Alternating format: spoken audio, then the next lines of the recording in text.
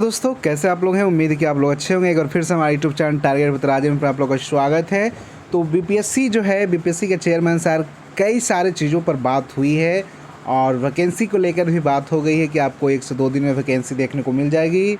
सारे चीज़ें जो है, कई सारे प्रश्न जो है अभ्यर्थियों के दिमाग में घूम रही है कि सर यहाँ पे दिया हुआ है कि नेगेटिव मार्किंग जो है कितना परसेंटाइल होगा।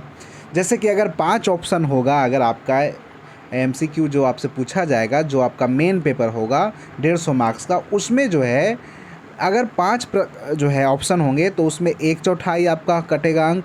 अगर 4 ऑप्शन होंगे तो 1/3 अंक नेगेटिव मार्किंग होगी। ठीक है, ये हम नहीं कर रहे बल्कि बीपीएससी के चेयरमैन साहब ने कहा है। ठीक है, इसी तरीक़ा से किया जाएगा।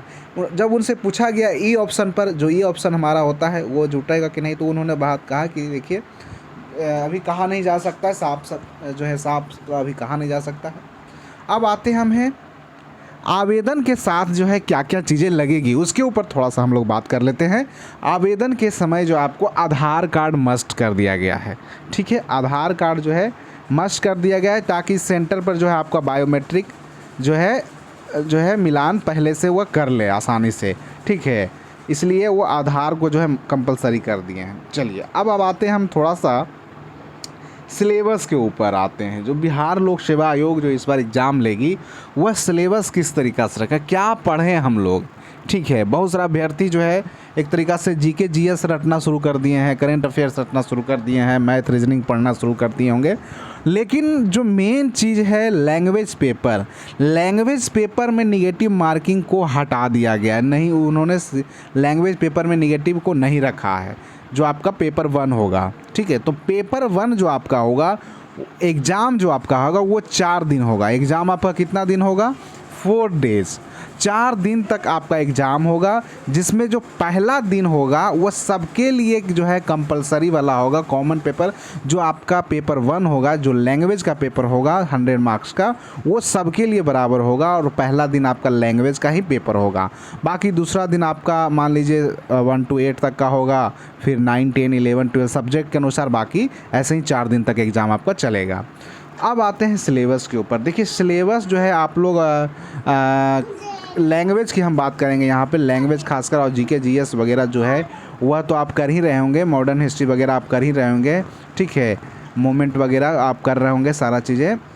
तो यहाँ पे हम बता दें आपको कि शिक्षक नियुक्ति के लिए जो बिहार विद्यालय एग्जामिनेशन जो बोर्ड है, BSEB, हाँ सुनिएगा इसको साफ शब्दों में, BSEB।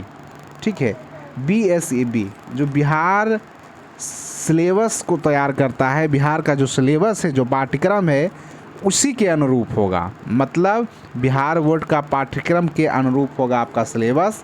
ठीक है, जिन कक्षाओं में आपको पढ़ाने के लिए शिक्षक बनना है, उसी कक्षाओं का आपको पुस्तक पढ़ना होगा, उसके चैप्टर के अनुरूप ही प्रश्न पूछे जाएंगे। ध्यान दीजिएगा, ये बहुत बड़ी बात है। मैं बोल रहा हूँ कि जिस चीज़ का आप जिस सब्जेक्ट के लिए आप जा रहे हो, जिस क्लास के लिए आप जा रहे हो, 1 to 5 जा रहे हो, 6 to 8 जा रहे हो, 9, 10, 11, 12 जा रहे हो, ठीक है, तो आपको बिहार बोर्ड का जो बुक पढ़ना ही पढ़ना है। ठीक है, माध्यमिक स्तर पे आप जा रहे हो तो माध्यमिक स्तर का जो है आपको 100 अंकों का जो है विषय पूछा जाएगा नहीं है, और वह ग्रेजुएशन स्तर का होगा। जो आपका 9, 10 होगा वह ग्रेजुएशन स्तर का जो है विषय पूछा जाएगा। इसलिए अगर आप 11, 12 में पढ़ाना चाहते हैं तो 11, 12 में आपका PG स्तर तक का लेवल होगा। जो 100 अंकों का आपका जो विषय का होगा ना पेपर 2, वह 100 अंकों का जो आपका सब्जेक्ट का टेस्ट होगा वो PG स्तर का होगा 11, 12 पढ़ाने के लिए। समान ज्ञान के लिए जो है आपको समान समझ वाले जो मेंटल एबिलिटी है, रीजनिंग के प्रश्न समान ज्ञान के होंगे। अब आते हैं हम पेपर पर, जो आपका लैंग्वेज पेपर है। लैंग्वेज पेपर जो है वह इतना हार्ड ये करने जा रहे हैं, ये कह रहे हैं कि हम अंग्रेजी को तो सरल कर देंगे। ये कौन कह रहे हैं? ये बीपीएससी के चेयरमैन साहब कह रहे हैं कि अंग्रेजी को तो हम सरल कर देंगे, क्योंकि अंग्रेजी जो है कंपलसरी की है, तो अंग्रेजी को हम ईजी कर देंगे। अंग्रेजी के प्रश्न जो है 30 में से 15-20 आपको ईजी रहेगा, लेकिन हिंदी के प्रश्न जो है क्या होंगे? बहुत ज़्यादा जटिल होंगे। हिंदी के प्रश्न क्या होंगे? बहुत ज़्यादा जटिल होंगे। मतलब कि लेवल क्या होगा? हार्ड होगा। ये आप समझ रहे होंगे, आई होप। भाषा के लिए जो है क्वालिफाइंग पेपर हिंदी और अंग्रेजी मिलाकर ही आपको 30% स्कोर करना है, बशर्ते कि आपको हिंदी जो है उसका लेवल जो है वह क्या रहेगा। अतुल प्रसाद ने बताया कि अंग्रेजी का प्रश्न भले ही सरल पूछा जाएगा, जबकि हिंदी का नहीं, अंग्रेजी का प्रश्न सरल पूछा जाएगा, लेकिन जबकि हिंदी का प्रश्नों का जटिल बनाया जाएगा। हिंदी का जो प्रश्न होगा 75 मार्क्स का वह जटिल होगा, ताकि क्वालिफाई करने में दोनों सेक्शन में अभ्यर्थी जो है अंक लाने की व्यवहारिक ज़रूरत पड़े। मतलब अगर आपको दोनों सेक्शन में जो है, मान लीजिए आप जो है, ठीक है, हम मान लिए कि आप इंग्लिश को आसान कर देंगे 25 में, तो 25 नंबर, इंग्लिश में 20 नंबर भी ले आएंगे, तो इधर 15 तो आपको लाना ही पड़ेगा ना, 15 इधर भी तो लाना होगा। तो 15 ही अगर लाते हैं, नहीं तो हिंदी को जो है कठिन कर देंगे, इतना जटिल कि हिंदी जो है काफ़ी अच्छा नॉलेज होना चाहिए हिंदी में, तो इसलिए हिंदी जो है थोड़ा सा जटिल हो जाएगा, 75 मार्क्स का होगा। तो यही हमें बताना था आप लोगों को कि हिंदी जो है इन्होंने सीधे कह दिया कि मैं हिंदी जो है हार्ड करूँगा, इंग्लिश को हम इजी कर देंगे, लेकिन हिंदी जो है हार्ड हो जाएगी। अब परीक्षा के बाद जो है आपको मौका दिया जाएगा, जो आपका प्रोविज़नल आंसर की जारी किया जाएगा। आपका आपत्ति वगैरह जो है बीपीएससी जिस तरीक़ा से लेता है वैसे ही लेगा टीचर वाला को।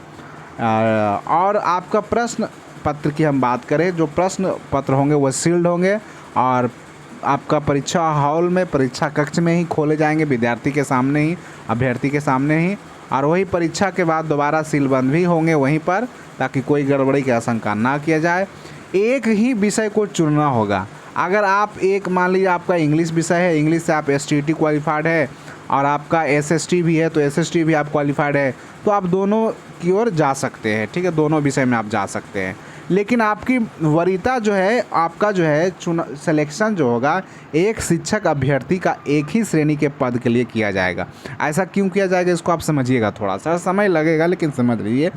आप लोग सोचेंगे कि कोई अभ्यर्थी जो है, कोई XYZ अभ्यर्थी है जो 1 से लेकर 12 तक का एलिजिबिलिटी रखता है, तो क्या उसकी नियुक्ति 1 से लेकर 12 तक का कर दी जाएगी? नहीं, कोई एक ही श्रेणी में आपका ना शिक्षक बनेंगे। आप 1 to 5 में जाएँ, 6 to 8 में जाएँ, 9 10 में जाएँ, आप 11 12 में जाएँ, कोई एक ही श्रेणी में। तो आपकी वरीयता, आपका चॉइसेस वगैरह पहले ही आयोग जो है भरवा लेगा आपका फॉर्म भरते समय ही, आपकी वरीयता को, कि आपका वरीयता क्या है, माध्यमिक, उच्च माध्यमिक, नहीं प्राथमिक, तो उस समय आपसे भरवा लिया जाएगा। अब जैसे ही आपका एग्ज़ाम होगा, आपका रिजल्ट आएगा, आप जब मेरिट में आएंगे, तो जो आपकी वरीयता देखा जाएगा कि आपने वरीयता के समय क्या भरा था। तो आपने वरीयता भर दिया होगा माध्यमिक, माध्यमिक का आपका रिजल्ट नहीं हुआ होगा, तो वह देखेगा सेकेंड वरीयता क्या है, उसमें आपका रिजल्ट है कि नहीं, तो आपको देखेगा कि अच्छा ये उच्च माध्यमिक रखा है तो इसमें है, तो वो उसमें आपको भेज देगा। अगर आप उसमें भी नहीं क्वालिफाइड किया, आप प्राथमिक में क्वालिफाइड कर रहे हैं, तो आपको देखेगा कि ये थर्ड वरीयता इसका था, नहीं है प्राथमिक, तो आपको प्राथमिक में अगर आपका मेरिट बनता है तो आपको प्राथमिक में भेज देगा। मतलब कोई एक ही में आपका सिलेक्शन होगा, कोई एक ही शिक्षक अभ्यर्थी जो है एक ही श्रेणी के लिए पद के लिए क्या किया जाएगा, चयन किया जाएगा। उसको तीनों श्रेणी में उसका चयन नहीं हो सकता है, इसीलिए निगेटिव मार्किंग तो आपका जो पेपर 2 है उसमें रहेगा ही, जो 150 मार्क्स का आपका है उसमें निगेटिव मार्किंग रहेगा, सिर्फ उस पेपर 1 से हटा लिया गया है, ठीक है। तो इस तरीक़ा से आप समझे होंगे। कोई भी विषय जो है अभ्यर्थी जब भरेंगे, विकल्प आपको मिलेंगे, आप प्राथमिक, माध्यमिक, उच्च माध्यमिक के लिए कोई विषय चुनाव करना होगा। हालांकि अलग अलग श्रेणियों के लिए अपना अपना विषय आप बदल भी सकते हैं, प्राथमिक में कोई और विषय, माध्यमिक कोई और विषय और उच्चतर में कोई और विषय भी आप ले सकते हैं। इसलिए लेकिन संबंधित विषय में आपको एसटीईटी या सीटेट या जो भी आपको क्वालिफाइड होना चाहिए। तो ये मैं आपको छोटा सा एक जो है वीडियो लेकर आया था, इस तरीक़ा से आप समझे होंगे। नेक्स्ट वीडियो में हम कुछ और बातें करेंगे विस्तार से। धन्यवाद।